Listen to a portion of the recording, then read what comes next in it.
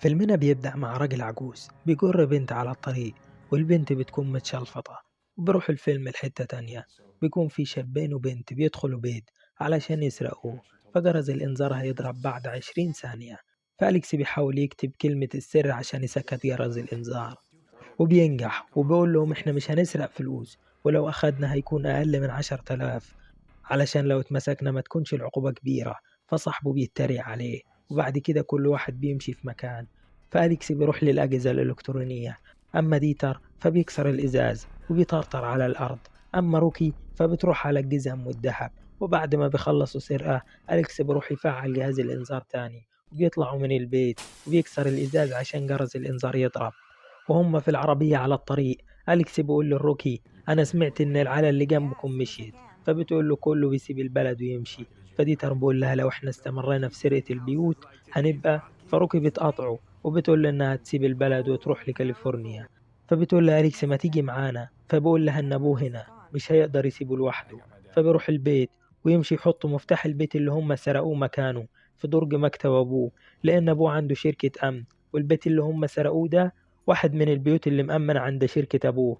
بنروح لديتر بيكون بيبيع الحاجات اللي هو سرقها، فبقول للراجل إن الفلوس قليلة. فالراجل بيقول له أنا عارف لك بيت واحد في شارع بوينافيستا، والبيت ده مؤمن عند شركة أبو صاحبك، والراجل اللي فيه ده محارب عسكري وبيعيش لوحده. فمشي يقول لأصحابه إن الراجل ما عندوش عيلة، والمكان اللي حواليه يعتبر مهجور. فديتر بيقول لهم من كام سنة في بنت غنية خبطت بنت الراجل ده وماتت، فالعيلة الغنية عوضته بمبلغ كبير. فبقول لهم إنه معاه دلوقتي على الأقل 300,000 دولار. أليكس بقول لهم إحنا على المبدأ مش بنسرق أكتر من 10,000 علشان الشرطة ما تتدخلش، والمبلغ ده هيقلب علينا الشرطة. فديتر بقول له أنا كنت عارف إنك أنت اللي هتعرضني. وروكي بتقول له لو تمت هتبقى دي عمليتنا الأخيرة. فأليكس بيقوم يقول لهم أنا مش معاكم. وبعد ما بيوصل البيت بيلاقي رسالة جاية له من روكي بتقول له إنها عايزة تخرج أختها من البلد دي، وبتترجى يعمل العملية دي علشانها. فبيبحث عن اسم الشارع وبيلاقي فيه خبر بيقول إنه محارب حرب الخليج يتوصل إلى تسوية 1,000,000 من عائلة البنت اللي خبطت بنته. وبعد كده نروح لبيت روكي بنلاقي إن أمها جايبة شاب عايش معاهم في البيت، وهي بتسرع علشان أختها ديدي وعايزة تعيشها عيشة كويسة. وبتلاقي رسالة جاية لها من أليكس وبيقول لها تمام إنه موافق. وبعد كده بيروحوا لمكان البيت علشان يعينوا الموقع. فأليكس وروكي في العربية بيقول لها إن هو لما ياخدوا الفلوس هيمشي معاهم. وبيجي ديتر وبوريهم التليفون اللي كان حاطه على صد البيت، والشارع ما فيهوش حد بيعدي ولا حتى الشرطة بتمر. فبيلاقوا كلب بيطلع عليهم. اتزغفت أنا آسف مش هتزغف لوحدي. فصاحبه بينده عليه ويتضح إن الراجل أعمى، وديتر بيقول لهم ده الراجل اللي إحنا هنسرقه، وبقول لهم لازم نعمل العملية دي الليلة. فبيجوا في الليل وبيلاقوا الجو هادي، فديتر بيقول لهم لازم نحل مشكلة الكلب الأول، وبيروحوا يرموا للكلب لحم عليها مخدر. وديتر بيروح للباب علشان يفتحه، فبيلاقي عليه 4 أقفال. فبقول لأليكس انت اعطيني مفتاح واحد وهم 4 أقفال.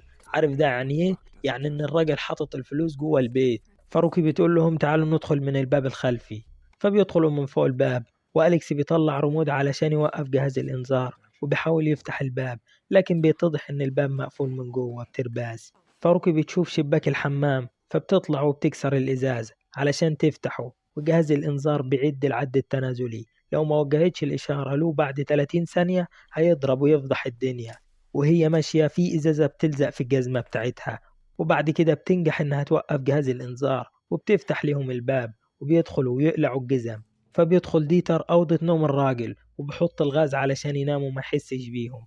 وبعد كده بيطلع ليهم وبيلاقي قفل كبير على باب، فبيحاول يفتحه فما بيعرفوش، فبيطلع مسدس من شنطته. فأليكس بيقول له انت عارف يعني ايه انك انت تجيب مسدس لعملية سرقة؟ فديتر بيقول له اكيد عارف يا اسطى ان انا بدافع عن نفسي. فأليكس بيقول له انت بتديله الحق ان هو يضرب علينا نار.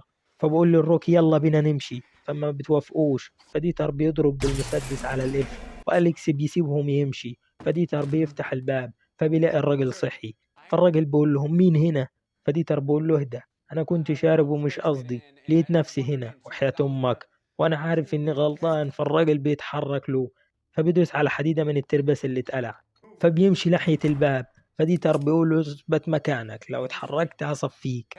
وبقول له أنا عارف ألف الغرفة دي ومش همشي إلا لما أخد الفلوس. فالراجل بيقرب منه، فديتر بيضرب طلقة في السقف ويقول له ما تتحركش من مكانك. فأليكس بيسمعها وهو كان بينط من على الباب. فالراجل بصنعة لطافة بياخد السلاح منه ويزنه على الحيطة ويخبطوا فيها كذا مرة. فديتر بيترجاه إنه يسيبه. فالراجل بيقول له كم عددكم؟ فبيبص الروكي وبقول له أنا لوحدي بس هنا. هيسيبه؟ أبدا. فروكي من الرعب بتخش أوضة الملابس وبتدس فيها. فأليكس بيدخل البيت تاني فبيلاقي الراجل في وشه. فالراجل بيدوس على الإزازة اللي في الأرض. فأليكس بيروح يشوف الراجل بيعمل إيه، فبيلاقي يقفل الباب بقفل. وبيروح يجيب لوح علشان يقفل بيه شباك الحمام اللي دخلت منه روكي.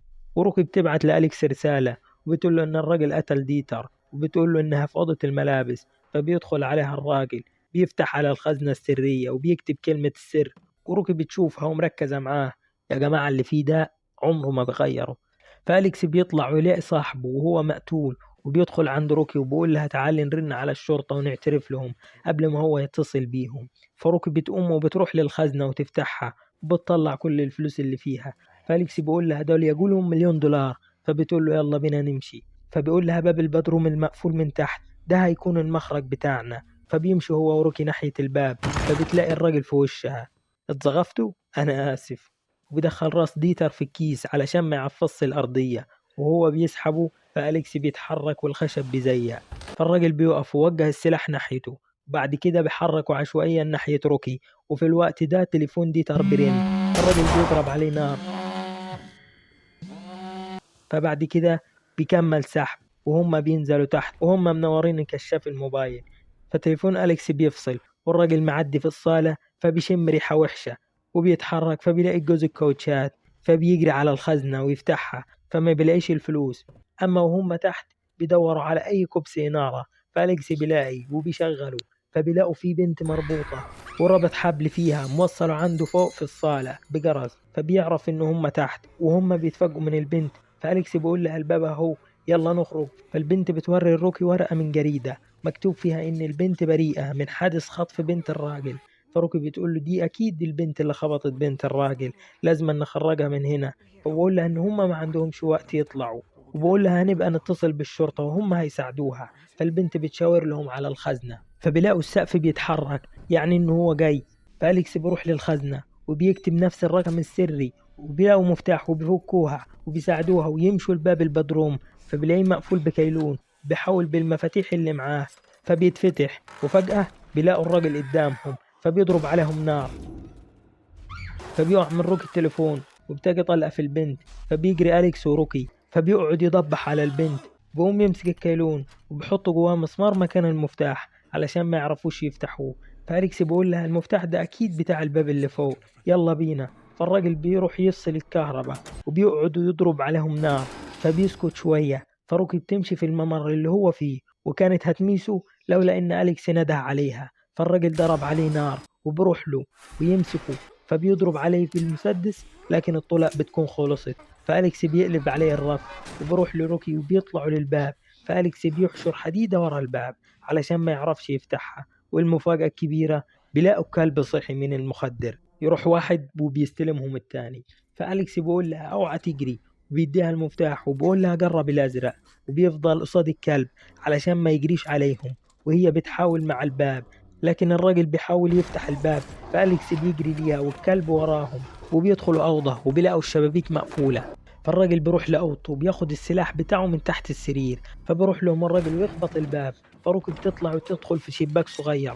فبيتفتح الباب ويدخل كلب وبيطير على أليكس. فبوقعه من الشباك على سقف المطبخ والراجل بيكون تحته. وبعد كده الكلب بيدخل ورا روكي جوه الممر.